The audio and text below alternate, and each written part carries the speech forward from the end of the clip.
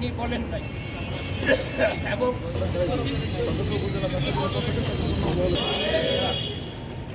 আমি মোহাম্মদ বাহালুল মাতুব্বর, সাবেক থানা সাংগঠনিক সম্পাদক, সদরপুর উপজেলা বিএনপি।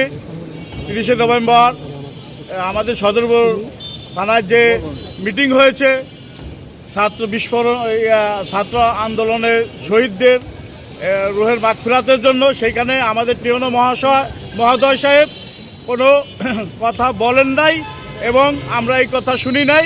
আমরা তিনার ব্যাপারে যে কথা আসছে আমরা তীব্র নিন্দা জানাইতেছি সদরপুর উপজেলা বিএনপির পক্ষ থেকে। আজ সদরপুর উপজেলা জামাত ইসলামী বাংলাদেশে নাইবে আমি ওই সমন্বয় মিটিং 30শে নভেম্বর সমন্বয় মিটিংয়ে আমি উপস্থিত ছিলাম। সেখানে আমাদের টিউনো মহোদয় ছাত্রদের এবং আহত নিহতদের সম্বর্ধনা অনুষ্ঠান ছিল।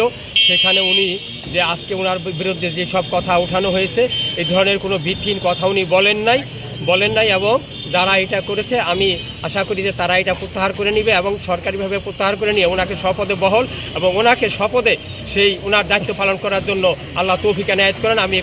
আমি শুধু একটি কথা বলবো যে আমাদের সদরপুর উপজেলা যে ইউনূস স্যার আল মামুন স্যার, উনি একজন ভালো লোক। উনি কখনো আওয়ামী লীগের দালালি করে না। উনি বিএনপি এবং জামাত ইসলামের অন্যান্য সংগঠন নিয়ে আমাদের নিয়ে সুন্দরভাবে উনি সদরপুর উপজেলা পরিচালনা করছে, এই কথা।